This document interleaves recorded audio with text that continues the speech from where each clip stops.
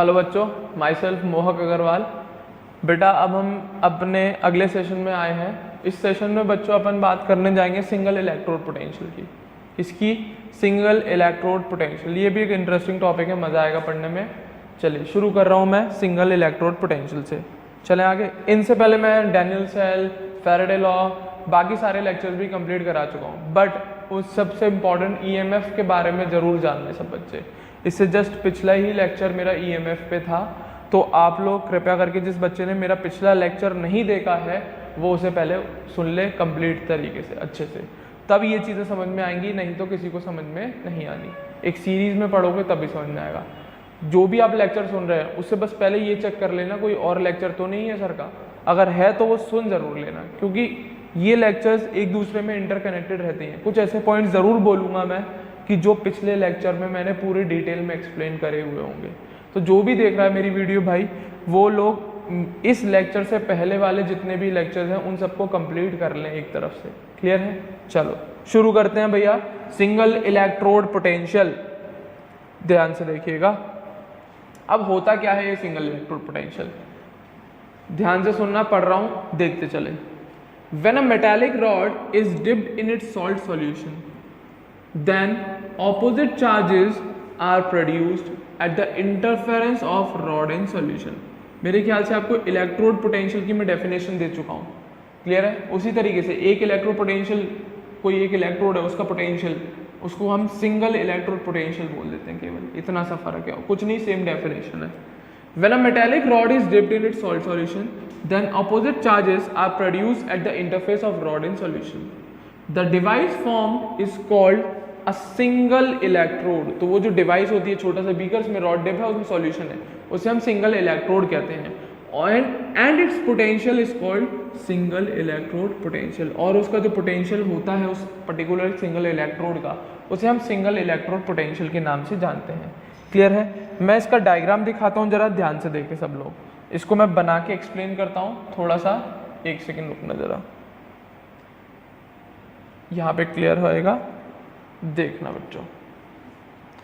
एक बीकर बना रहा हूँ आपके लिए, ध्यान से देखें सब लोग। अच्छा नहीं,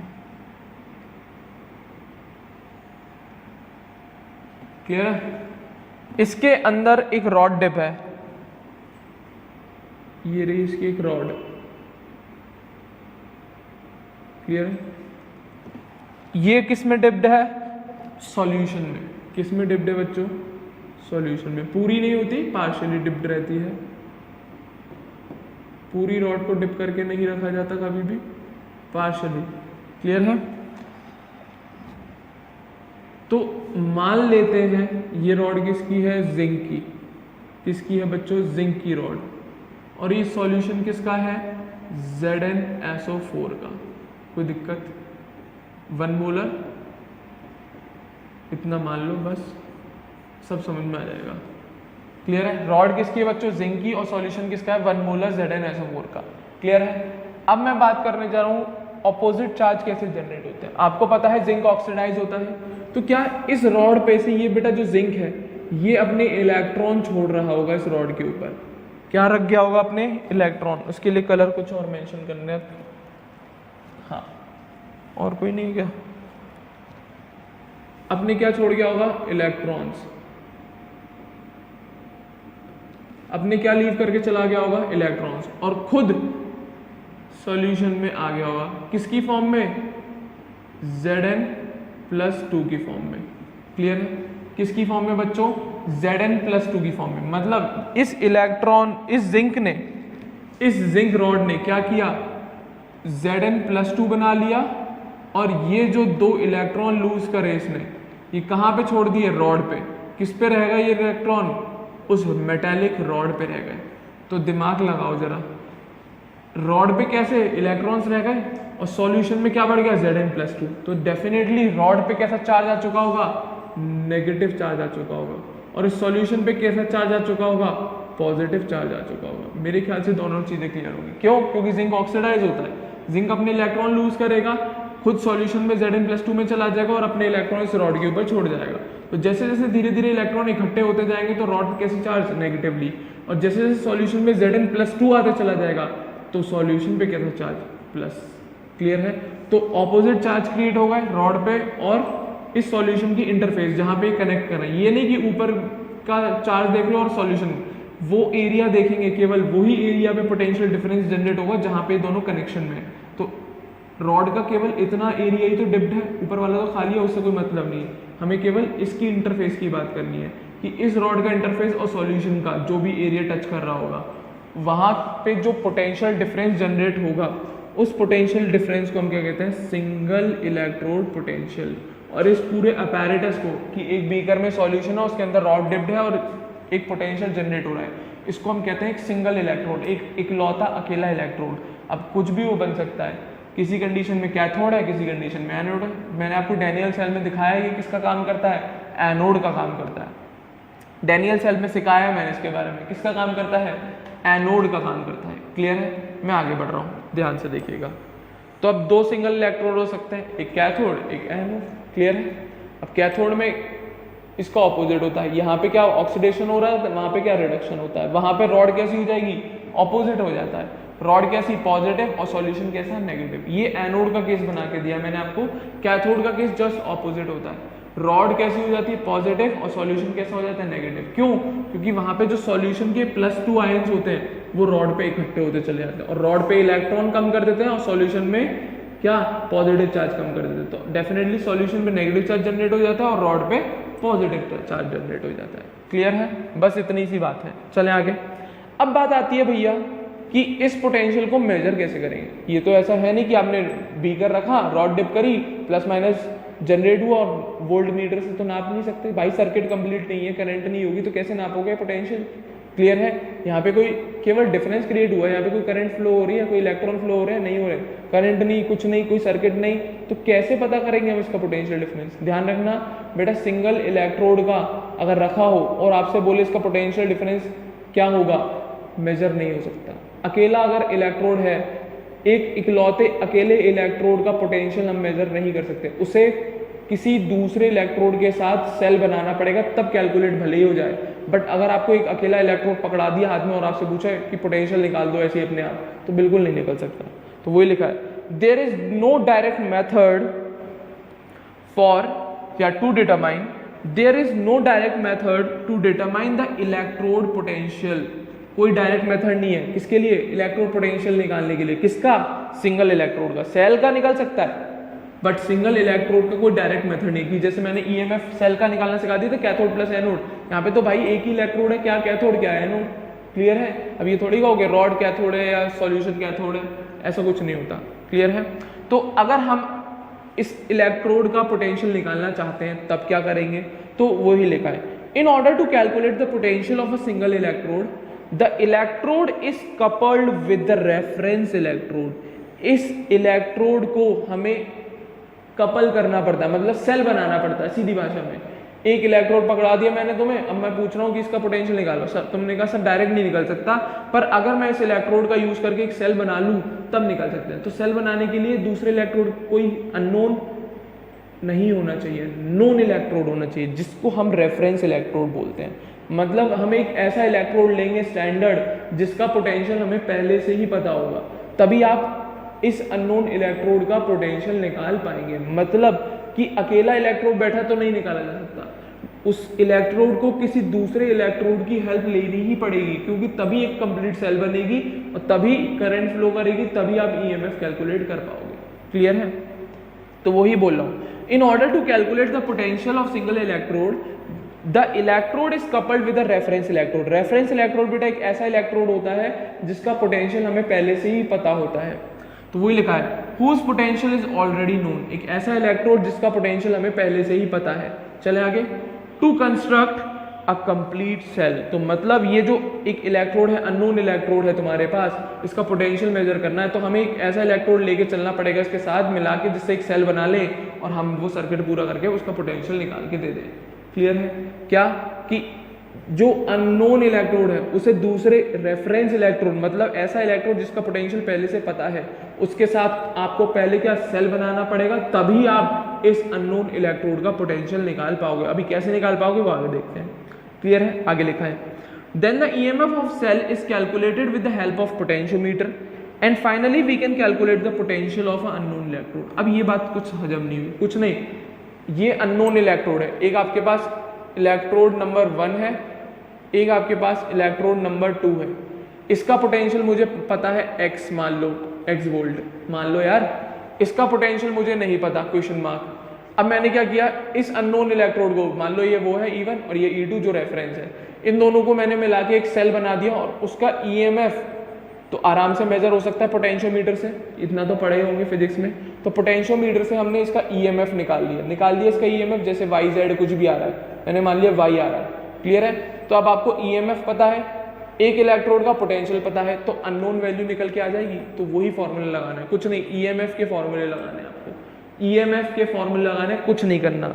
थोड़ा सही से लिख के दिखा रहा हूँ। सपोज कर लो एक अननोन इलेक्ट्रोड है E1, एक नोन इलेक्ट्रोड है E2।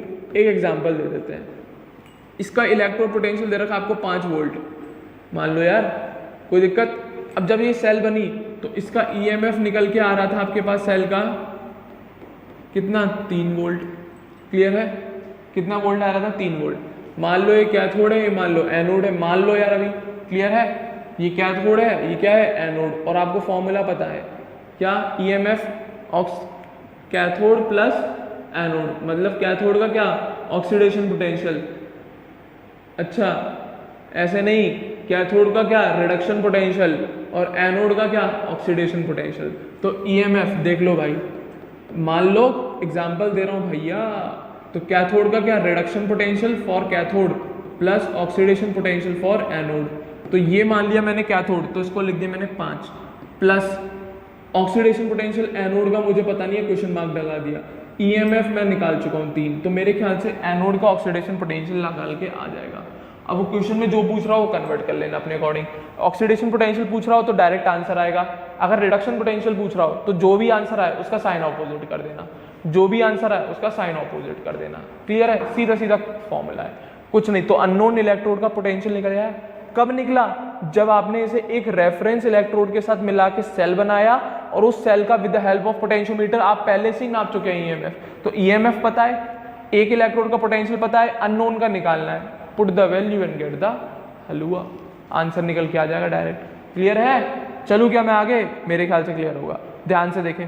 तो the EMF of a cell is calculated with the help of potentiometer and finally we can calculate the potential of unknown electrode. कुछ नहीं, EMF के फॉर्मूले से फाइनली हम अननोन इलेक्ट्रोड का पोटेंशियल निकाल देते हैं। अब वो क्वेश्चन में डिपेंड करेगा कि क्या पूछ रहा है, रिडक्शन पोटेंशियल पूछ रहा है, ऑक्सीडेशन पोटेंशियल पूछ रहा है, वो आपको क्वेश्चन पढ़ के खुद समझना पड़ेगा, क्लियर है। मैंने एक ही फॉर्मूला आपको रटने को बोला EMF का, reduction potential of cathode plus oxidation potential of anode. जिस बच्चे को ये नहीं पसंद वो दूसरा भी रट सकता है, क्या, reduction potential of cathode minus reduction potential of anode, clear है। मेरे को ये पसंद है तो मैं सब बच्चों को ये प्रेफर करवाता हूँ कि इसको देखो, कंसेप्ट देखो, उन फॉर्मूले को मत रटो, वो तो चेंज हो जाते हैं अपने आप, क्लियर है। चले आगे, बट हाँ, अगर जो फॉर्मूला याद करके बैठा है वो कृपया करके इस कंसेप्ट को ना लगाए, फिर वो अपने अकॉर्डिंग याद रखे। पर मेरे को ये अच्छा लगता है क्योंकि मुझे पता है कि कैथोड कौन है, एनोड कौन है, मैं देख के बता देता हूँ क्वेश्चन में वैल्यूज जो दे रखी होती हैं, क्लियर है। उसके अकॉर्डिंग अपने आप कन्वर्ट करना, ऐड करना, EMF निकालना। अगर उल्टा काम करा रहा हो तो उल्टा काम हो जाता है, कुछ नहीं यार, साइन ही तो अपोजिट करने हैं एंड में। बस इतना दिमाग में रखो कि कैथोड का क्या होता है, रिडक्शन पोटेंशियल होता है, एनोड का क्या होता है, ऑक्सीडेशन पोटेंशियल, खत्म बात, वही काम करना है यहाँ पे भी, क्लियर है। तो EMF पता है, एक इलेक्ट्रोड का पोटेंशियल पता है, वो जो भी हो वो देख लेना आप लोग कि कैथोड है कि वो एनोड है, पता लग जाएगा, क्लियर है। चल रहा हूँ मैं आगे, कोई दिक्कत, मेरे ख्याल से क्लियर होगा। एक नोट और सुनिएगा, अब IUPAC ने क्या बोला भाई, अब रेफरेंस इलेक्ट्रोड पे बातें हुई, किस पे बातें हुई बच्चों, रेफरेंस इलेक्ट्रोड पे। अब IUPAC ने बोला भैया कि रेफरेंस इलेक्ट्रोड आपने बोल तो दिया, पर ऐसा तो इलेक्ट्रोड होगा जिसकी वैल्यू कभी बदलती नहीं है, और उसको हम एक रेफरेंस बिल्कुल स्टैंडर्ड मान ले कि अगर किसी और का भी EMF हमें निकालना है, किसी इलेक्ट्रोड का EMF निकालना है, कोई सा भी इलेक्ट्रोड हो, हम उसे उसके साथ कपल कर दो, आंसर हमेशा सही आना चाहिए। तो IUPAC ने क्या कहा, तो according to IUPAC the reference electrode generally use, उसने एक ऐसा स्टैंडर्ड इलेक्ट्रोड निकाल दिया जिसको हम लोग ज्यादातर रेफरेंस इलेक्ट्रोड के तौर पे ही यूज करते हैं, क्लियर है। दो बताऊंगा, एक अभी बता दे रहा हूँ, एक आगे जब टॉपिक चलेंगे तब बताऊंगा। दो रेफरेंस इलेक्ट्रोड होते हैं, मेन यही होता है जो मैं पढ़ाऊंगा पहले, क्लियर है।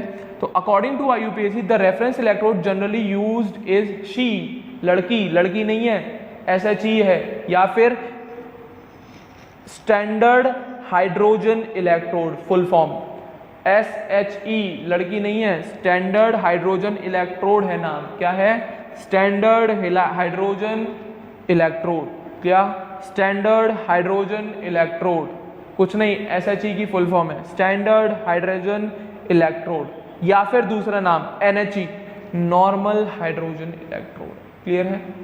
तो अभी तो केवल नाम बताया, अब दिखाऊंगा कि दिखता कैसा, क्या क्या होते हैं उसके अंदर। तो असल में ये जो कंसेप्ट है सिंगल इलेक्ट्रोड पोटेंशियल निकालने का, तो उसको किसी ना किसी इलेक्ट्रोड की ज़रूरत होती है, तो वो एक रेफरेंस इलेक्ट्रोड होता है, और असल में रेफरेंस इलेक्ट्रोड के तौर पे हर कोई यही प्रेफर करता है, क्योंकि IUPAC ने बोला है। किसने बोला है? IUPAC ने, और उसकी बात कोई टाल नहीं सकता, सीधी बात है, उसकी बात कोई टाल नहीं सकता, हम भी नहीं, आप भी नहीं, बेचारे बड़े बड़े साइंटिस्ट भी नहीं। चल रहा हूँ मैं आगे।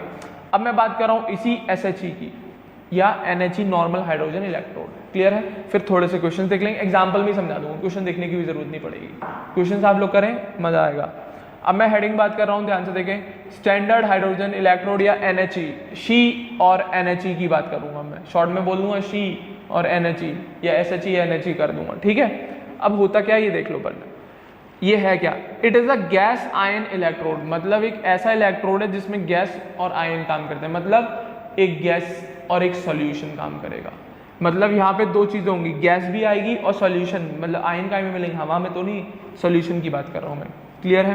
तो देख ले, बना दिया है H2 गैस और H आयन एक्वस, तो ये दोनों काम आएंगे, ये इलेक्ट्रोड एक गैस और एक सॉल्यूशन से मिलके बनता है। दूसरा, it is used as a reference electrode set by IUPAC, किसने सेट कर दिया? IUPAC ने, तो यही रेफरेंस इलेक्ट्रोड के तौर पे यूज किया जाता है। आगे, ये इतना बेहतरीन इलेक्ट्रोड है बेटा, दोनों की तरह काम कर सकता है कंडीशन के अकॉर्डिंग, बेटा कंडीशन के अकॉर्डिंग ये दोनों की तरह काम कर सकता है, एनोड की तरह भी और कैथोड की तरह भी, इतना बेहतरीन इलेक्ट्रोड है। किसी इलेक्ट्रोड के साथ तो ये एनोड का काम करना शुरू हो जाता है, और किसी किसी इलेक्ट्रोड के साथ ये कैथोड का काम करना शुरू हो जाता है। क्लियर है? तो इतना बेहतरीन इलेक्ट्रोड है, तो अच्छा ही है, तभी तो IUPAC ने देखा है। दूसरा, it's standard reduction potential as well as standard oxidation potential is assumed to be 0, और ये पॉइंट ऐसा है जिसने पूरा इलेक्ट्रोकेमिस्ट्री में जलवा दिखा रखा है बेटा। जितने भी पोटेंशियल हैं, जितने भी इलेक्ट्रोड के पोटेंशियल है, वो सब इसी के अकॉर्डिंग निकाले गए हैं। सारे जो इलेक्ट्रोकेमिकल सीरीज पूरी जो आपने बनाई है, वो सब यही है भैया, इसी की देन है।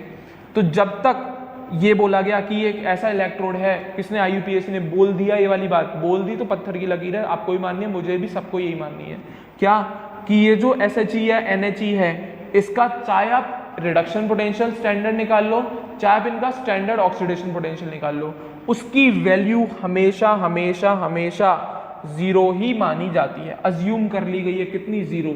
और मेरे ख्याल से इसमें कोई कलेश नहीं है, 0 का ना कोई प्लस होता ना कोई माइनस होता। क्लियर है? तो इन्होंने कलेश ही खत्म कर दिया कि प्लस माइनस का झंझट ही खत्म कर दो इसके केस में। तो इन्होंने क्या अज्यूम कर लिया, उसका रिडक्शन पोटेंशियल या ऑक्सीडेशन पोटेंशियल क्या? 0। तो अब लिखने के तरीके देख ले, तो इधर तो मैंने लिख दिया इसका स्टैंडर्ड ऑक्सीडेशन पोटेंशियल, इधर मैंने लिख दिया इसका स्टैंडर्ड रिडक्शन पोटेंशियल, ये मैंने कपल बना के दिखा दिया। अब मैं जरा इसकी रिएक्शन लिख के दिखा रहा हूँ तुम्हें। तो इधर साइड में क्या है? स्टैंडर्ड ऑक्सीडेशन पोटेंशियल, तो इसकी रिएक्शन कैसी हो रही होगी, ध्यान से देखना।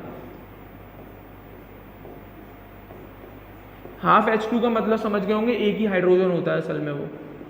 क्लियर है?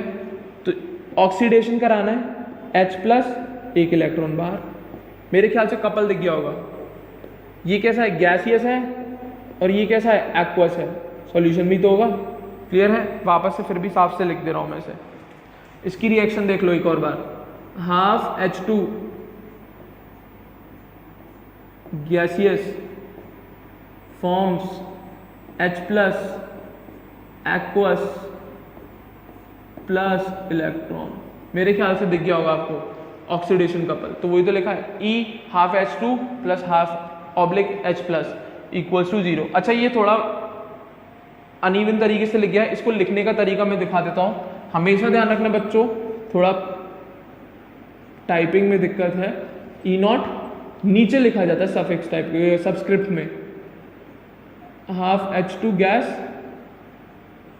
तुम लोग पेपर में बेटा सबस्क्रिप्ट में लिख के आना, ये कोई बराबरी में मत लिख देना इसे, क्योंकि दिक्कत हो जाती है। सबस्क्रिप्ट में लिखा जाता है, कभी भी बराबरी में नहीं लिखा जाता। यहाँ पे बराबरी में लिख गया इसके, ये असल में सबस्क्रिप्ट की फॉर्म में आता है, ठीक है, इस तरीके से। या फिर अगर उल्टा लिखना हो ई नॉट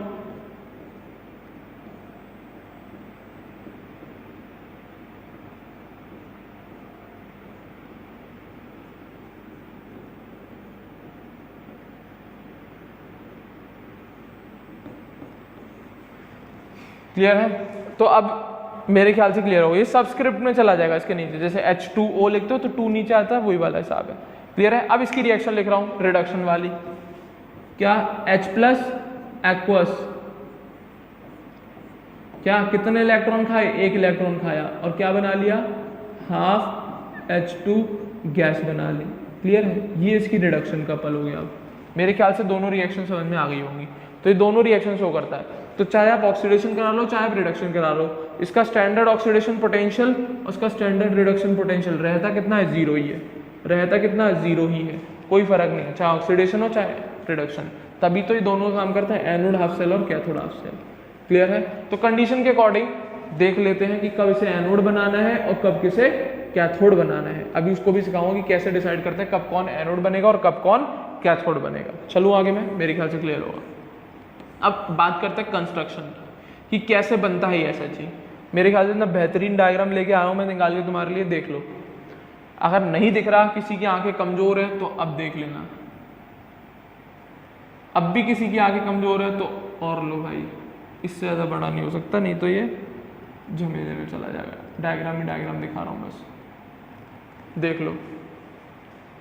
ये होता है SHE, सिंगल हाइड्रोजन इलेक्ट्रोड, इतना प्यारा सा है भाई, बेहतरीन। क्लियर है। ये ग्लास की ट्यूब होती है, ऐसे जाके नीचे से ब्रॉड हो जाती है, इसको कहते हैं हम ग्लास जैकेट। क्या कहते हैं बच्चों, एक सेकंड रुकना जरा, इसको अपन क्या कहते हैं, ग्लास की जैकेट होती है। ये कैसी होती है, ग्लास जैकेट। क्लियर है। अब देखो जरा, यहाँ से पास तो कराई हमने, तो जब आपने कभी काम ऐसा काम किया है कि कभी नहा रहे हो बाल्टी में, मग उल्टा करा, मग होता है जिससे नहाते हैं भाई पानी लेके, तो वो मग उल्टा करो, पानी के ऊपर पहले ऐसे रखो और प्रेस करते जाओ, प्रेस करते जाओ, प्रेस करते रहो।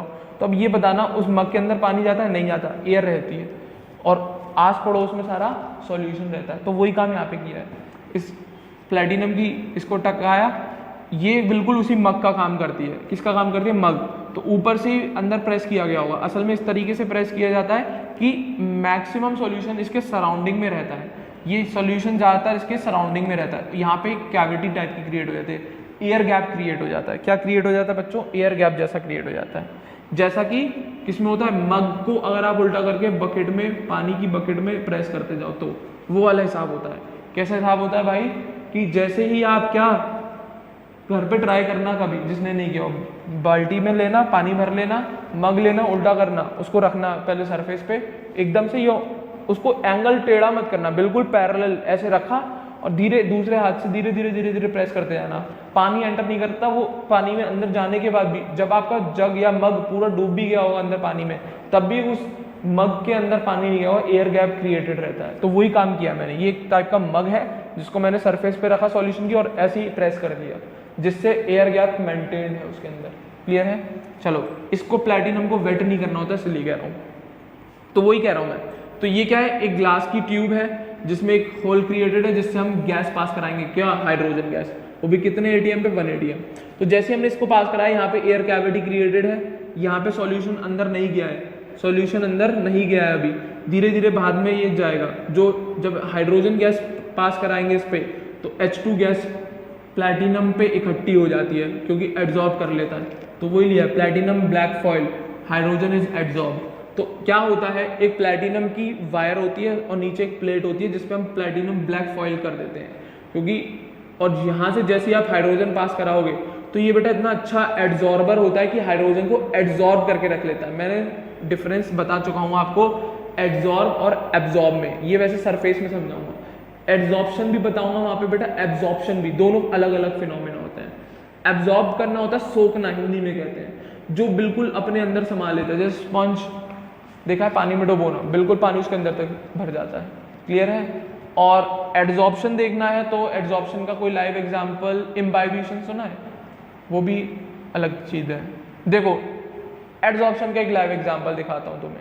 क्लियर है। इंक लेना, कलर, इंक का कलर बोल रहा हूँ, इंक का सॉल्यूशन नहीं बोला, इंक कलर, जो इंक का कलर होता है वो, उसमें आप अपनी चौक की स्टिक होती है जो स्कूल में ब्लैक बोर्ड पे लिखते हैं जैसे चौक से, उसको डिप करना, वापस निकालना, क्लियर है, थोड़ी देर के लिए रख देना, उस चौक को वापस तोड़ना, केवल सरफेस पे ब्लू कलर होगा, अंदर वाइट निकलती है वो चौक, अंदर वाइट निकलती है, क्यों? क्योंकि उस इंक का जो कलर होता है वो अंदर तक नहीं जा पाता, वो केवल सरफेस पर रहता है, तो वो एड्जॉर्प्शन का एग्जाम्पल है, वो एड्जॉर्प्शन का केस है। तो वही एड्जॉर्प्शन हो रहा है, इस प्लैटिनम की जो ये प्लेट है इसके ऊपर ऊपर इकट्ठी हो जाती है, कौन? हाइड्रोजन गैस, क्योंकि हमें चाहिए भाई, क्योंकि उसी से ही तो देखेंगे कब ऑक्सीडेशन हो रहा है, कब रिडक्शन हो रहा है। चले आगे, आगे देखो, प्लैटिनम इलेक्ट्रोड वायर है, प्योर हाइड्रोजन गैस पास करी है, प्लैटिनम की डिस्क इसके लिए लगाना जरूर है क्योंकि यहाँ पे हमें हाइड्रोजन इकट्ठा रखना है, तभी तो हाइड्रोजन और एस में H प्लस आयन, वही तो देखूंगा। ये सॉल्यूशन भरते हैं बच्चों किसका? HCl का, लिख देता हूँ मैं फिर भी यहाँ पे मेंशन करके, 1 मोलर HCl सॉल्यूशन होता है, मतलब इसके अंदर 1 मोलर क्या है? H पॉजिटिव आयन है, क्या है बच्चों? H पॉजिटिव आयन, और यहाँ पे क्या है? हाइड्रोजन गैस है, H2 गैस। तो मेरे ख्याल से दोनों क्या रिडक्शन ऑक्सीडेशन कंडीशन पे डिपेंड करते हुए शो करते चलेंगे। तो यहाँ पे बबल्स क्रिएट हो जाते हैं हाइड्रोजन के, तो वो सरफेस पर आएंगे इसकी, ये देख छोटा एरिया खोल दिया यहाँ से, अब मतलब क्या है, इसका सॉल्यूशन थोड़ा थोड़ा अंदर भी आ गया, यही कह लो बबल्स बाहर जा रहे हैं, पोर्स होते हैं छोटे छोटे से, क्लियर है। तो क्या हाइड्रोजन जैसी बबल्स क्रिएट होंगे तो यहाँ पे रिडक्शन भी हो सकता है, ऑक्सीडेशन भी हो सकता है, वो डिपेंड करेगा कि दूसरा इलेक्ट्रोड आपने क्या लगाया है, वो डिपेंड करेगा कि दूसरा इलेक्ट्रोड आपने क्या लेके चले हैं, दूसरा जो इलेक्ट्रोड, उसी के कंपैरिजन में तो बात करेंगे कि ये एनोड बनेगा या कैथोड बनेगा, क्लियर है। चलें आगे, मेरे ख्याल से क्लियर होगा, दोनों रिएक्शन में दिखा चुका हूँ। सॉल्यूशन का आएगा 1 मोलर HCl का, प्लैटिनम की वायर, प्लैटिनम की plate, hydrogen gas pure 1 ATM पे इकट्ठी हुई, तो यहाँ पे H2 भी आ गई और सॉल्यूशन का आ गया H प्लस का, जैसे हम वहाँ पे ले रहे थे जिंक की रॉड और जिंक का सॉल्यूशन, यहाँ पे हाइड्रोजन की गैस और हाइड्रोजन का solution, I mean H plus ion का सॉल्यूशन, क्लियर है। चलो क्या मैं आगे, वही काम हो रहा होगा। अब देखेंगे अगर ये एनोड का काम करता है तो क्या ये हाइड्रोजन गैस टूट के H प्लस आयन बनती है, अगर ये कैथोड का काम करता है तो ये सॉल्यूशन के आयन H प्लस वो क्या रिड्यूस हो के हाइड्रोजन के बबल्स क्रिएट कर लेंगे, क्या क्रिएट कर लेंगे? हाइड्रोजन के बबल्स क्रिएट कर लेंगे। चलिए आगे बढ़ रहा हूँ मैं, ध्यान से दिख गया होगा मेरे ख्याल से। तो ये था आपका स्टैंडर्ड हाइड्रोजन इलेक्ट्रोड, बनता कैसे है? बीकर है, 1 मोलर HCl है, ग्लास की जैकेट है, प्लैटिनम की वायर है जिससे एक प्लैटिनम प्लेट जुड़ी हुई है जो प्लैटिनम ब्लैक फॉइल का काम करती है, क्यों? क्योंकि ये बहुत अच्छी एड्जॉर्बर होती है हाइड्रोजन गैस की, जैसे हम पास कराते हैं तो यहाँ पे इकट्ठी हो जाती है हाइड्रोजन और सॉल्यूशन किसका? H प्लस का।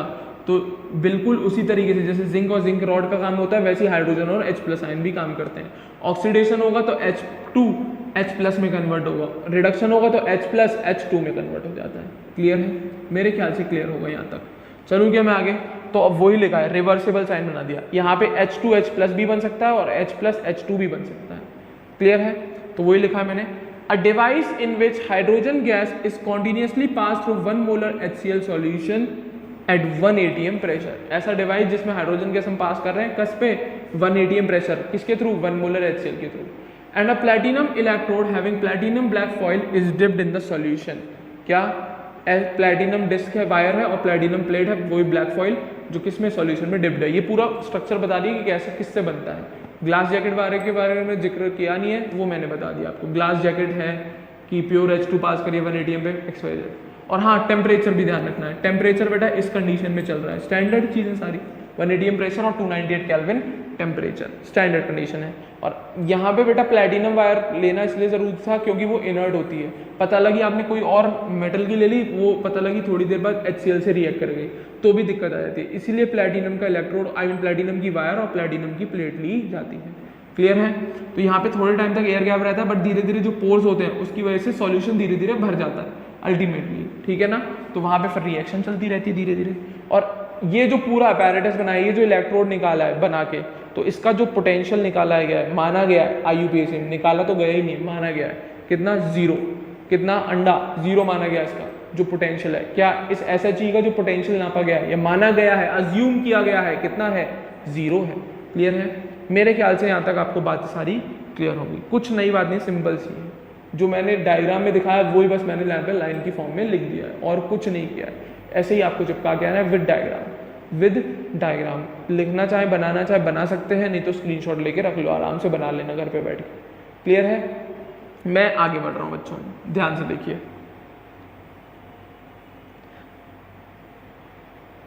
अब मैं इसी इलेक्ट्रोड की कौन सा स्टैंडर्ड हाइड्रोजन इलेक्ट्रोड को दो तरीके से दिखा रहा हूँ। अगर ये हाइड्रोजन इलेक्ट्रोड एनोड की तरह काम करेगा तो क्या क्या होगा वहाँ पे रिएक्शंस, और अगर यही इलेक्ट्रोड कैथोड की तरह काम करेगा तब क्या क्या होंगी वो रिएक्शंस। तो सबसे पहले मैं बात कर रहा हूँ standard hydrogen electrode as anode half cell. कैसी दिखा रहा हूँ? एनोड हाफ सेल की तरह दिखा रहा हूँ, मतलब ऐसा इलेक्ट्रोड जहाँ पे ऑक्सीडेशन होता है। तो रिएक्शन देख, हाइड्रोजन 2H+ 2 इलेक्ट्रॉन लूज किए, क्लियर। हाफ करके नहीं लगाया मैंने, अच्छा नहीं लगता मुझे, इसलिए पूरी रिएक्शन लिख दी मैंने। कोई दिक्कत? ऑक्सीडेशन हो गया। अब ऑक्सीडेशन कपल लिखोगे तो क्या लिखोगे? हाइड्रोजन गैस दिखानी है तो प्लैटिनम के साथ दिखाई जाती है बच्चों।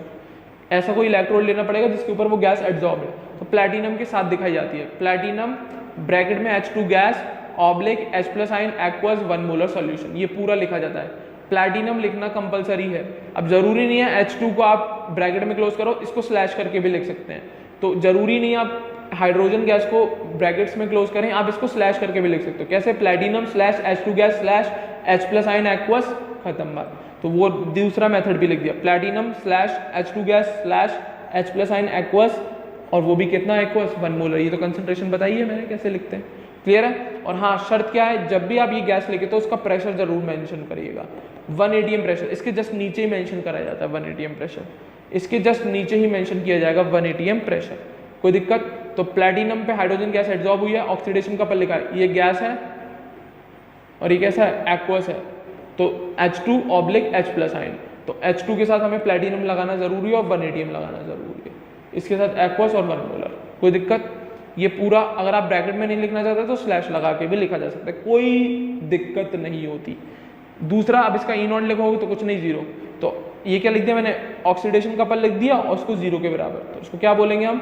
Standard oxidation potential. क्या बोलेंगे बच्चों? स्टैंडर्ड ऑक्सीडेशन पोटेंशियल बोलेंगे बच्चों। क्या बोलेंगे? स्टैंडर्ड ऑक्सीडेशन पोटेंशियल बोलेंगे। आगे बढ़ रहा हूँ, एनोड की रिएक्शन क्लियर होगी। एनोड मेरे ख्याल से क्लियर होगा कि जब ये एनोड की तरह काम करेगा, ऑक्सीडेशन होगा, तो ऑक्सीडेशन कपल कैसे लिखा जाएगा, उसका EMF कितना होता है? 0 है, मान लिया गया।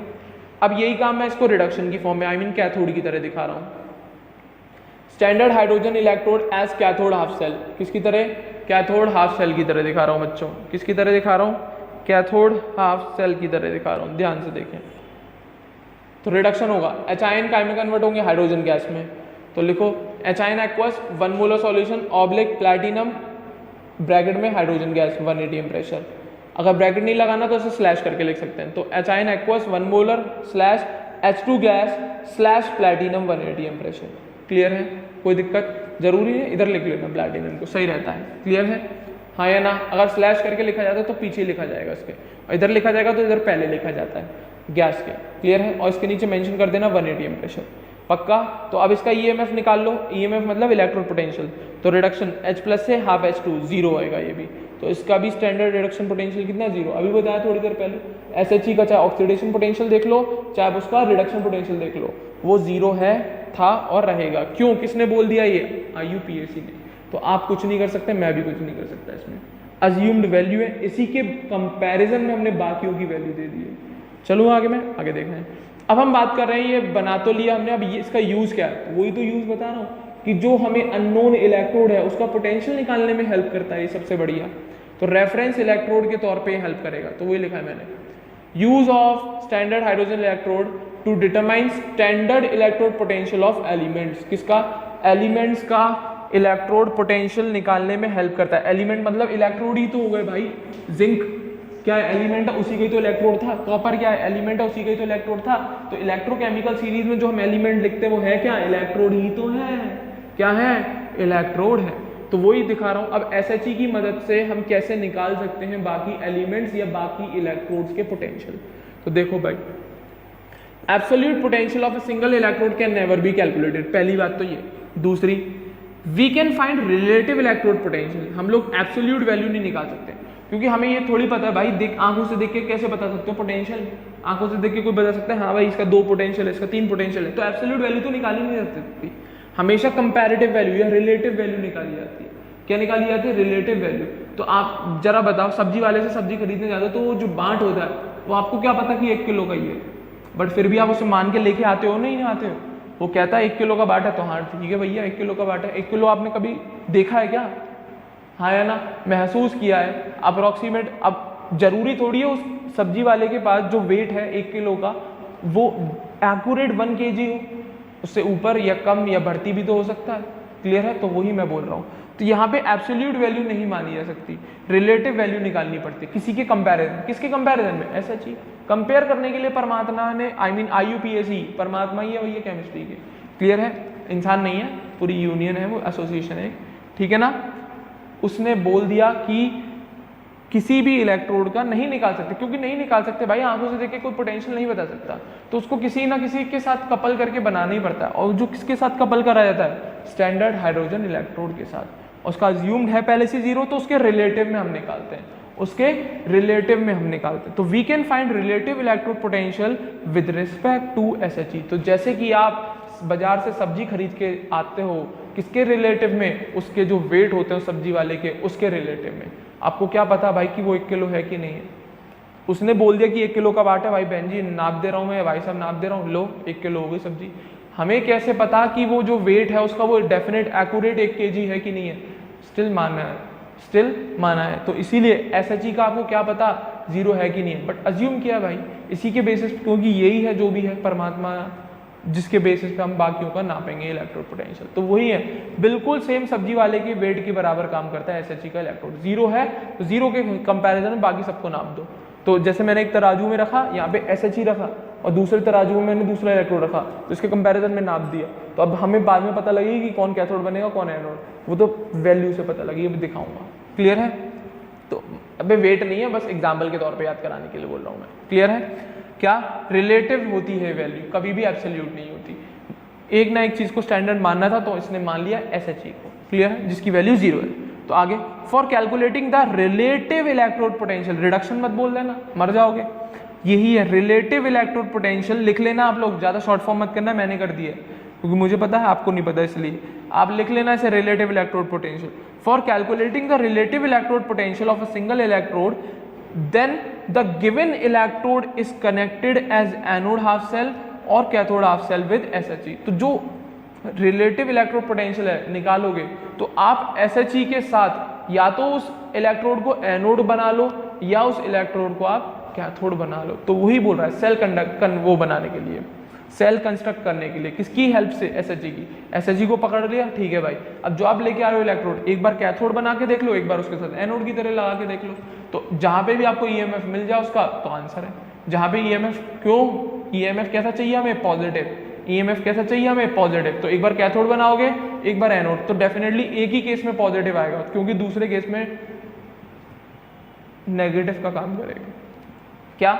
SHE वहीं पे है। एक बार आपने ये अननोन इलेक्ट्रोड को कैथोड बनाया, एक बार आपने अननोन इलेक्ट्रोड को एनोड बनाया। सपोज करो मैंने जैसे ही कैथोड बनाया मेरे को EMF पॉजिटिव मिल गया, तो डेफिनेट बिल्कुल सही पेयर है। अब बाई चांस मैं दूसरा इलेक्ट्रोड लाया, उसको बनाया मैंने कैथोड की तरह, यहाँ पे मेरा EMF आ रहा है नेगेटिव, तो मुझे कंफर्म पता लग जाएगा अब यहाँ पे कि ये जो इलेक्ट्रोड है मैंने गलत बिठाया है, इसको मुझे कैथोड नहीं एनोड बनाना है। तो इतनी अकल होगी कि ये एनोड है ये कैथोड है, तब ये नेगेटिव आ रहा है। अगर मैं दोनों को बदल दूं तो डेफिनेटली ऑपोजिट हो जाएगा, तो EMF भी तो उल्टा हो जाएगा, इन साइन। तो वही काम किया है, तो कैथोड से उठा के मैंने उस इलेक्ट्रोड को एनोड बनाया, तो तब कैलकुलेट किया तो EMF पॉजिटिव हो गया। और हमें क्यों EMF पॉजिटिव चाहिए वो मैं पढ़ा चुका हूँ आपको अपने फिजिबिलिटी वाले लेक्चर में, गिब्स फ्री एनर्जी बताया था। तो EMF किसी भी सेल का हमें पॉजिटिव क्यों चाहिए होता है? क्योंकि वही जब तक पॉजिटिव नहीं होगा तब तक आपका डेल्टा G नेगेटिव नहीं है, और डेल्टा G नेगेटिव नहीं आया तो इसका मतलब क्या है कि वो रिएक्शन पॉसिबल नहीं होगी, खत्म बात। तो वही चीज मैं बोल रहा हूँ। तो इसका जो अननोन इलेक्ट्रोड है हम दोनों काम करा के देख लेते हैं SHE के साथ, एक बार कैथोड बना के देख लेंगे, एक बार एनोड। मैं आगे आपको बता के चलूंगा कि ये एनोड बनेगा, उसका ऑपोजिट भी करके दिखाऊंगा, उसका EMF नेगेटिव भी निकाल के दिखाऊंगा। तो दिमाग लगाओ ना यार, अगर कैथोड बनाया EMF नेगेटिव मिल रहा है तो डेफिनेटली कुछ गड़बड़ है, डेफिनेटली कुछ गड़बड़ है। तो मतलब क्या SHE को नहीं छेड़ते? या बात तो वही पड़ गई, एक को छेड़ोगे तो दूसरा तो अपने आप दूसरी जगह ले ही लेगा ना यार। इसको कैथोड से हटा के आप एनोड बनाओगे तो डेफिनेटली अल्टीमेटली आप इसको कैथोड बोल ही रहे हो ना SHE को। जब आप ये बोल रहे हो ये चीज एनोड है तो दूसरी तो भैया कैथोड होगी। तो एनोड कभी सेल थोड़ी बनाते, एक एनोड होता है एक कैथोड होता है। तो वही मैं बोल रहा हूँ। क्लियर है? दोनों काम करा के देख लेना, और जिस केस में EMF जैसी पॉजिटिव मिल जाए सटाक आंसर है वो। क्लियर है? चलू क्या मैं आगे बढ़ रहा हूँ। अब एग्जाम्पल से समझाते हैं। जैसे एक बार मैं जिंक का निकाल के दिखाऊंगा बच्चों आपको, एक बार मैं आपको कॉपर का बता के दिखाऊंगा, ठीक है ना। तो मैंने पहले ही करेक्ट आंसर दिया हुआ है, अब आपको मैं इसका रॉन्ग आंसर भी सॉल्व करके दिखाऊंगा। तो मैंने निकाला इलेक्ट्रोड पोटेंशियल नापा मैंने किसका, जिंक का। किसका नापा बच्चों, जिंक का इलेक्ट्रोड पोटेंशियल नापा मैंने, किसका बच्चों, जिंक का। अब मैंने पहले ही बना के दे दिया अपनी तरफ से, मुझे पता है, मेरे को, मैं होशियार हूँ, अभी आप सीख रहे हैं तो आप नहीं हो मान लो, ठीक है। मुझे पता है कि मेरे को जिंक एनोड बनाना है, क्योंकि मैं पढ़ चुका हूँ, मुझे आइडिया है। बट आपको नहीं पता कि जिंक को एनोड बनाना है कि कैथोड। तो आप दोनों काम करना, मैं केवल एक काम करके दिखा रहा हूँ, एनोड। मैं आपको एनोड का काम करके दिखा रहा हूँ, आप इसी काम को कैथोड की तरह लगा के देखना, फिर भी सॉल्व तो मैं करके दिखाई दूंगा। क्लियर है, मैं आपको पहले बता के दे रहा हूँ। तो zinc electrode is coupled with SHE, और मेरे को पता है कैसे कपल करना है, मैंने कपल करके दिखा दिया आपको। आपको नहीं पता अभी कपल कैसे करना है, तो आप दोनों काम करोगे, एक बार जिंक को कैथोड बनाओगे, एक बार जिंक को एनोड बनाओगे। मेरे को पता है, तो मेरे को आंसर पता है, एनोड बनता है जिंक हाइड्रोजन के साथ। क्लियर है, पर आप दोनों के हिसाब से आंसर सॉल्व करना। मैं एक के हिसाब से सॉल्व करके दिखा रहा हूँ, फिर दूसरे के हिसाब से भी सॉल्व करके दिखाऊंगा। तो पहले मैंने क्या किया, जिंक को क्या बना दिया, एनोड बना दिया बच्चों। क्या बना दिया, एनोड। और हाइड्रोजन को क्या बना दिया बच्चों, मैंने कैथोड बना दिया। तो एक एनोड रखा, एक कैथोड रखा है। तो ये किसकी रॉड है, जिंक रॉड है। ये क्या, पूरा हाइड्रोजन इलेक्ट्रोड बना दिया मैंने। तो इसको मैंने क्या बनाया, एनोड। तो यहाँ पे क्या रिएक्शन चल रही होगी, ये वाली, जिंक कन्वर्ट्स इनटू Zn+2। मैं इसको मैक्सिमाइज करके दिखा रहा हूँ, ध्यान से देख लेना आप लोग।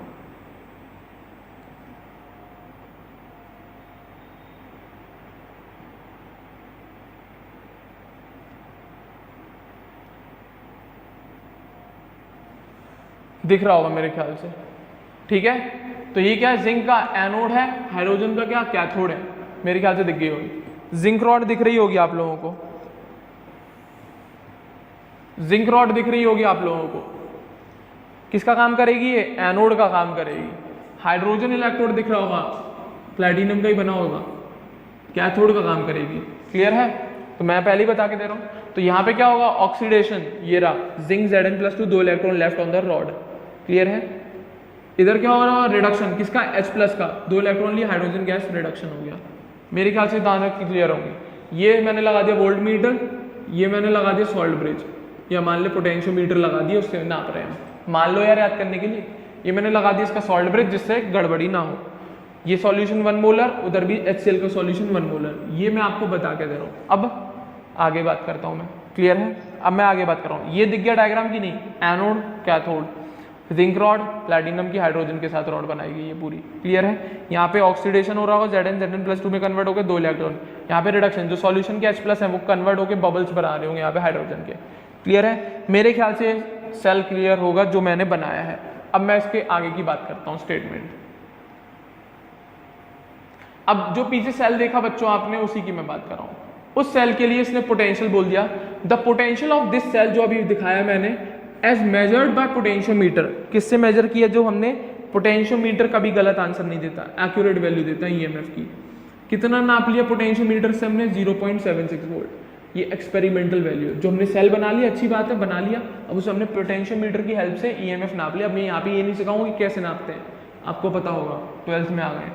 तो पोटेंशियोमीटर की मदद से मैंने उस सेल का EMF नाप लिया, 0.76 वोल्ट। एक्सपेरिमेंटल वैल्यू है बच्चों, कैसी है, एक्सपेरिमेंटल वैल्यू है। क्लियर है, तो अब आपको पता है, उसमें मैं बता चुका हूँ, एनोड कौन है, जिंक का, कैथोड कौन है, बोलो, हाइड्रोजन का। तो इसको छोड़ो, अभी EMF ऑफ सेल लिख रहे हैं।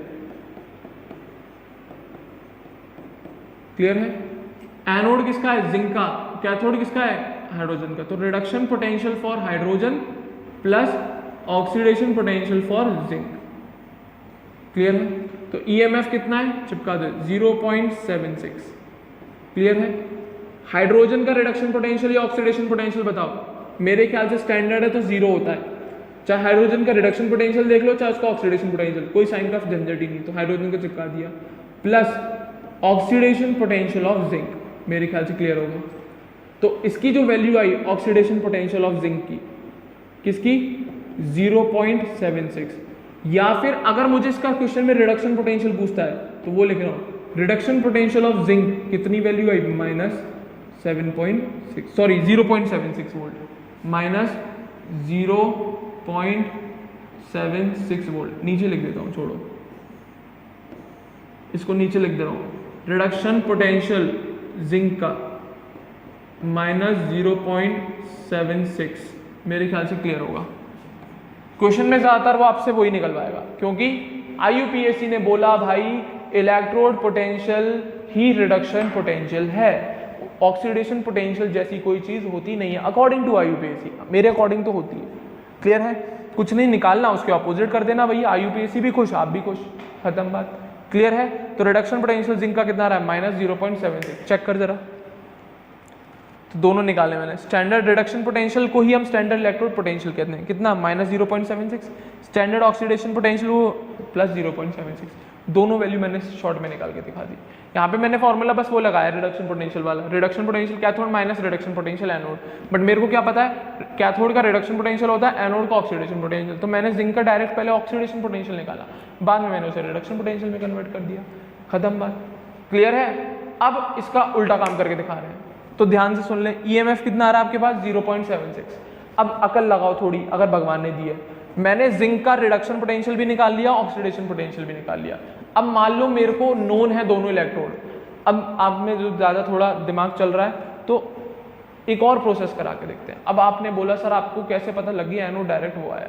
भाई मैंने ये EMF निकाला है ना पोटेंशियोमीटर से, इससे ही पता लग गई, क्योंकि जब मैंने एनोड बनाया होगा तभी मेरी पॉजिटिव वैल्यू आ रही है। अगर बाई चांस मैं उसे क्या बनाता, जिंक को कैथोड बनाता, तब कुछ गड़बड़ हो जाती। कैसे गड़बड़ हो जाती? हम वो वैल्यू निकाल के दिखा देते हैं आपको।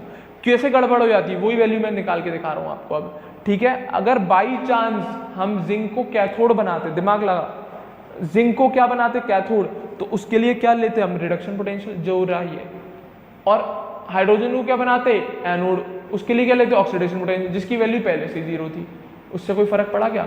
ऐड कर, इसका रिडक्शन पोटेंशियल +0 EMF के बराबर होगा, -0.76। शो कर पाएगा क्या वो? शो कर पाएगा क्या वो? 0 दिखाएगा वो, क्या दिखाएगा? 0। मेरे ख्याल से सेल है और ऐसी सेल है तो 0 तो होगा नहीं, 0 तो होगा नहीं। माइनस में थोड़ी सुई होती है भाई पोटेंशियोमीटर में, नेगेटिव में थोड़ी जाती है। क्लियर है? तो जब पोटेंशियल दिखा नहीं रहा तो डेफिनेटली कुछ ना कुछ गड़बड़ है, या तो आपने सेल गलत बनाया या अपैरेटस गलत है। डेफिनेटली सेल गलत बनाया है, तो वही मैं बोल रहा हूँ। तो अकल लगाओगे तो मेरे ख्याल से क्लियर आ जाएगी ये चीज़ें। तो फिर बाद में जब पढ़ते गए सबके EMF पता लग गए, इलेक्ट्रोड पोटेंशियल्स पता लग गए, तो अपन आपस में डिसाइड कर लेते हैं। वो बताती है इलेक्ट्रोकेमिकल सीरीज, कौन कैथोड बनेगा और कौन एनोड बनेगा। ध्यान रखना, zinc in respect to hydrogen क्या बनता है? एनोड बनता है। क्यों? क्योंकि उसका रिडक्शन पोटेंशियल कैसा है? नेगेटिव। ऐसे याद कर ले, जिंक हाइड्रोजन के रिस्पेक्ट में क्या बनता है? एनोड। क्यों? क्योंकि जिंक का रिडक्शन पोटेंशियल कैसा होता है? नेगेटिव। और कॉपर पे आओ तो कॉपर हाइड्रोजन के रिस्पेक्ट में बनता है कैथोड। क्यों? अकल लगाओ, उसका रिडक्शन कैसा पोटेंशियल होगा? पॉजिटिव होगा, खत्म बात। इतनी सी बात ध्यान रखनी है। तो यही पॉजिटिव नेगेटिव का चक्कर आपको पड़ेगा इलेक्ट्रोकेमिकल सीरीज में। किसमें? Electrochemical series. और ये मैंने नहीं निकाला, एक्सपेरिमेंट ने निकाल के दिया है। क्लियर है? ये तो कैलकुलेशन करी है, असल में काम तो सब पोटेंशियोमीटर ने किया है, मैंने कुछ नहीं किया। क्लियर है? तो ऑक्सीडेशन पोटेंशियल निकाला, फिर उसका रिडक्शन। और IUPAC पहले ही कह चुका है जो भी कुछ है वो सब रिडक्शन पोटेंशियल ही है, किसी का पॉजिटिव तो किसी का नेगेटिव। चलूँ क्या मैं आगे? मेरे ख्याल से क्लियर होंगी ये चीज़ें। पक्का? सेल बनाया, EMF निकाल लिया पोटेंशियोमीटर से, हाइड्रोजन का आपको कोई कलेसिन 0 होता है, चाहे वो ऑक्सीडेशन पोटेंशियल हो उसका, चाहे वो रिडक्शन पोटेंशियल हो। जो अननोन होगा उसका निकल जाएगा। और हाँ डेफिनेटली क्या निकालना? रिडक्शन पोटेंशियल, क्योंकि इलेक्ट्रोकेमिकल सीरीज वगैरह सब मैं रिडक्शन पोटेंशियल के बेसिस पे ही अरेंज करूंगा, भले ही वो नेगेटिव आ रही हो, उससे क्या मतलब है आपको। क्लियर है? चलिए अगले एग्जांपल में मैं कॉपर पे आ रहा हूँ। अब मान लो कॉपर के केस में बात कर दी, और मुझे पता है कॉपर का क्या बनाना है? कैथोड। क्यों? मैं बता के चल रहा हूँ, मैं पढ़ा हुआ हूँ इलेक्ट्रोकेमिकल सीरीज, जब आप पढ़ लेंगे तो आपको भी आ जाएगा। जरूरत नहीं है, प्रैक्टिकल करके देख लेना, यही होता है काम। ये सब वही हाइड्रोजन का अब एनोड बनेगा, कॉपर का कैथोड बनेगा। क्लियर है? बना दिया, सॉल्ट ब्रिज लगा दिया मैंने, सब कुछ लगा के पूरा सेट कर दिया। अब इसका मैंने पोटेंशियल नाप लिया, कितना नाप लिया? जो भी आएगी अभी आगे बात करेंगे। किसकी मदद से नापा? पोटेंशियोमीटर की मदद से। तो अब यहाँ पे क्या मान लिया मैंने, ये एनोड का काम करेगा, वो किसका काम करेगा? कैथोड। क्योंकि मैंने सेल बनाई, EMF निकाला, पॉजिटिव में आ रहा है, आंसर खत्म कि बिल्कुल सेल सही सेट हुआ है। अब हमें बस इस कॉपर का इलेक्ट्रोड पता लग जाए, पोटेंशियल पता लग जाए, सेल का हमें पता लग गया जो भी XYZ है। तो इसका क्या एनोड है, तो एनोड पे क्या हो रहा होगा? ऑक्सीडेशन, H2H बना रहे होंगे। ये क्या है? कैथोड है, कैथोड पे क्या हो रहा होगा? रिडक्शन। मेरे ख्याल से क्लियर होंगी ये वाली चीज़ें। एनोड पे क्या? ऑक्सीडेशन, कैथोड पे क्या? रिडक्शन। तो इसने इलेक्ट्रॉन लूज किए, यहाँ पे इलेक्ट्रॉन गेन होके रिडक्शन हो गया। ये एनोड लेफ्ट बन गया, कैथोड राइट बन गया। कोई दिक्कत? 1 मोलर सॉल्यूशन वहाँ पे भी, 1 मोलर सॉल्यूशन वहाँ पे भी। अब मैं बात कर रहा हूँ ईएमएफ निकालने की। किसकी बात कर रहा हूँ? ईएमएफ की बात कर रहा हूँ इसके। चलिए देखो, तो इसका भी हमने सेल का पोटेंशियोमीटर से ईएमएफ निकाला और इसका बच्चों निकल के आ रहा था ईएमएफ 0.34 वोल्ट। कितना आ रहा था बच्चों? 0.34 वोल्ट निकल के आ रहा था एक्सपेरिमेंटल वैल्यू। किसकी? कॉपर के साथ जब हमने हाइड्रोजन को लगाया तो ईएमएफ निकाल लिया। अब आपको पता है पिछले में एनोड कौन है? हाइड्रोजन का। कैथोड कौन है? कॉपर का। तो देखो ईएमएफ, तो रिडक्शन पोटेंशियल किसका निकलेगा? कॉपर का। ऑक्सीडेशन पोटेंशियल किसका होगा? हाइड्रोजन का। ईएमएफ कितना है? 0.34। क्लियर है? इसका कुछ नहीं पता अभी हमें, और इसका पता है ऑक्सीडेशन पोटेंशियल कितना? 0 होता है। सॉल्व करोगे तो मेरे ख्याल से रिडक्शन पोटेंशियल ऑफ कॉपर कितना बैठ रहा है? 0.34 वोल्ट। वहीं पे अगर पूछता है कभी दिक्कत होती है ऑक्सीडेशन पोटेंशियल निकालो कॉपर का, तो वो नेगेटिव हो जाएगा। खत्म बात, इतनी सी बात थी। तो अगर अब दिमाग लगा कि कॉपर का हम एनोड बनाते हैं, तो एनोड के तौर पे हम क्या लेते हैं? उसका ऑक्सीडेशन पोटेंशियल और हाइड्रोजन का रिडक्शन। तो हाइड्रोजन का तो 0 ही रहता, पर इसका ऑक्सीडेशन पोटेंशियल -0.34। तो वो जब ऐड होता तो ईएमएफ आपका -0.34 वोल्ट हो जाता। तो वो चिंता का विषय है, क्योंकि कभी भी सेल का ईएमएफ 0 नहीं होता। मान लो यार, जब तक इलेक्ट्रोड डिफरेंट है तो। क्लियर है? क्योंकि कॉपर के पास कुछ ना कुछ तो पोटेंशियल होगा जिसकी वजह से सेल काम करेगी, या उसके पास पोटेंशियल जनरेट होगा, ईएमएफ जनरेट होगा। तो 0 नहीं ला सकते, क्योंकि 0 ला दी तो इक्विलिब्रियम आ गया, तो दिक्कत है भाई। क्लियर है? हाँ या ना? कोई दिक्कत? तो मेरे ख्याल से आप कैथोड एनोड लगाना समझ गए होंगे। किससे पता लगेगा? ईएमएफ। जहाँ पे भी आपने एक बार कैथोड लगाया, एक बार एनोड लगाया, जैसे ही आपको पॉजिटिव ईएमएफ मिल रहा है तो डेफिनेटली सही अरेंजमेंट है, डेफिनेटली सही है। और ऐसा कोई केस नहीं है कि आप दोनों, अगर आप कैथोड भी लगा रहे हो और एनोड भी, और आपका ईएमएफ प्लस आ रहा है, तो ऐसा कभी हो ही नहीं सकता। अगर आपका कैथोड पे ईएमएफ पॉजिटिव आ रहा है, अगर आप गलती से उसे एनोड बनाओगे तो डेफिनेटली ईएमएफ नेगेटिव हो जाएगा। तो फॉर्मूला है भाई, अपोजिट करोगे तो सारी चीज़ें अपोजिट हो जाती हैं। क्लियर है? चलूँ आगे मैं। तो वही फॉर्मूला लगाया मैंने, सब कुछ वही निकाला। तो कॉपर का रिडक्शन पोटेंशियल पॉजिटिव और ऑक्सीडेशन पोटेंशियल नेगेटिव।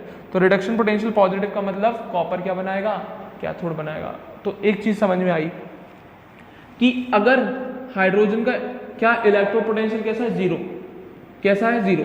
और अगर कोई एलिमेंट है उसका इलेक्ट्रो पोटेंशियल 0 से कम है, मतलब नेगेटिव में है, और दूसरी कंडीशन अगर किसी इलेक्ट्रोड का पोटेंशियल पॉजिटिव में है, तो मेरे ख्याल से समझ में आ गई होगी, जिसका इलेक्ट्रोड पोटेंशियल नेगेटिव है तो वो हाइड्रोजन के कंपैरिजन में एनोड बनाते हैं, और जिन इलेक्ट्रोड का पोटेंशियल पॉजिटिव में आया है वो हाइड्रोजन के कंपैरिजन में कैथोड बनाते हैं। तो इसी बेसिस पे इलेक्ट्रोकेमिकल सीरीज में हम डिसाइड करेंगे कि कौन कैथोड बनाएगा, कौन एनोड बनाएगा। सीधा फंडा है। जिसका रिडक्शन पोटेंशियल कम वो बनाएगा एनोड, जिसका रिडक्शन पोटेंशियल ज्यादा वो बनाएगा कैथोड। तो दिमाग लगा, 0 से कम कौन है? नेगेटिव है, तो नेगेटिव ने क्या बना लिया? हाइड्रोजन के साथ एनोड। 0 से ज्यादा कौन है? पॉजिटिव है, तो जब पॉजिटिव और 0 की जोड़ी थी तो पॉजिटिव ने क्या बना लिया? कैथोड। तो कैथोड देखना है तो एनोड तो अपने आप समझ में आ जाएगा, या एनोड देख लो तो कैथोड अपने आप समझ में आ जाएगा। सीधी बात है। 0 के साथ नेगेटिव क्या बनाता है? एनोड बनाता है। 0 के साथ अगर कोई पॉजिटिव इलेक्ट्रोड है जिसका पॉजिटिव पोटेंशियल है तो वो क्या बनाएगा? कैथोड बनाएगा। तो इसीलिए तो मुझे पता है इलेक्ट्रोकेमिकल सीरीज, तभी तो मैंने कॉपर को कैथोड बनाया और उसमें जिंक को एनोड बनाया डायरेक्ट। मैंने पूछा ही नहीं, डायरेक्ट बनाया मैंने। क्लियर है? क्यों? मुझे इलेक्ट्रोकेमिकल सीरीज पूरी रटी हुई है, आपको भी रट जाएगी, कोई कलेश नहीं है। क्लियर है? अगर नहीं है, एक्सपेरिमेंट करना है तो बना के देख लेना, कैथोड बनाना, एक बार एनोड बनाना। जिस भी केस में पोटेंशियोमीटर पॉजिटिव ईएमएफ नाप दे वही आंसर है कि वो इलेक्ट्रोड उसी तरीके से काम करेगा। क्लियर है? वो इलेक्ट्रोड उसी तरीके से काम करेगा बच्चों। चलूँ क्या मैं आगे? मेरे ख्याल से यहाँ तक क्लियर होंगी सारी चीज़ें आपको। ये EMF of a cell, electrode, single electrode potential मैंने आपको क्लियर करा दिया, स्टैंडर्ड भी क्लियर करा दिया। किस काम आता है? किसी भी एलिमेंट या किसी भी इलेक्ट्रोड का पोटेंशियल निकालने, क्योंकि हाइड्रोजन का चाहे ऑक्सीडेशन हो चाहे रिडक्शन हो वो 0 रहता है। तो जो ईएमएफ आएगा उसी के अकॉर्डिंग हम देख लेते हैं कि उस इलेक्ट्रोड का क्या पोटेंशियल आना होगा। खत्म बात। ये था आपका स्टैंडर्ड हाइड्रोजन इलेक्ट्रोड या नॉर्मल हाइड्रोजन इलेक्ट्रोड या सिंगल इलेक्ट्रोड का पोटेंशियल किसकी हेल्प से निकालते हैं। क्लियर है? अगला जो टॉपिक है बेटा सबसे इंपॉर्टेंट, नर्स्ट इक्वेशन, उसको मैं अगले सेशन में लूंगा। वो एक पूरा लंबा टॉपिक है, या तो 2 सेशन बनेंगे उसके, नहीं तो एक ही में मैं कवर करने की पूरी कोशिश करूंगा। अगर नहीं तो 2 सेशन में। अगला सेशन निहायती सबसे ज़्यादा इंपॉर्टेंट, उसको छोड़ दिया क्यों? दिक्कत है, फिर चैप्टर पढ़ने का कोई फायदा नहीं है। क्वेश्चन उस पे से बनता ही बनता है। ऐसा कोई साल नहीं है जब नर्स्ट इक्वेशन पे क्वेश्चन ना आए हो, चाहे वो कंपटीशन हो, चाहे वो बोर्ड्स हो, कोई सा भी पेपर हो। नर्स्ट इक्वेशन पे से, इलेक्ट्रोकेमिस्ट्री का नर्स्ट इक्वेशन एक ऐसा टॉपिक है जिसपे से क्वेश्चन बनता ही बनता है, सीधा फॉर्मूला है, रट लो, खत्म बात, कोई कलेसी नहीं है। क्लियर है? इसका अगला सेशन कोई बच्चा भी ना मिस करे भैया, किसी भी कीमत पे अगला सेशन मिस नहीं होना चाहिए। क्लियर है? और इनको भी पढ़ना पड़ेगा, तभी आपको अगला सेशन ढंग से समझ में आएगा। तो कुछ नहीं, सीरीज में पढ़ते रहें, मुस्कुराते रहें, मेरी वीडियोस को ऐसे ही देखते रहें। अगर अच्छी लग रही है भाई, समझ में आ रहा है, तो अपने फ्रेंड्स को ज़रूर बताएं जिनको ज़रूरत है पढ़ने की, जिनको नहीं मिल पा रहा है, कहीं से समझ नहीं आ रहा है या कुछ भी प्रॉब्लम है, कोई समझा नहीं पा रहा है या उन्हें टॉपिक कहीं समझ नहीं आ रहे हैं, तो मेरी वीडियोस को रिकमेंड ज़रूर करना अगर आप लोगों को अच्छी लग रही है तो। क्लियर है? और हाँ, ये जो मैं पढ़ा रहा हूँ, बाकी बच्चे जो भी मेरी वीडियोस देख रहे हैं वो लोग NCERT भी रीड करके देख लें एक बार। सारा पार्ट मैंने कवर कराया है, ऐसी कोई चीज़ नहीं जो NCERT में हो जो मैंने ना लिखी हो, हर चीज़ लिखी है। एक बार आप उन्हें पढ़ के देख लें जिससे आपको क्लियर हो जाए इन चीज़ें एक्स्ट्रा। क्लियर है? Thank you very much.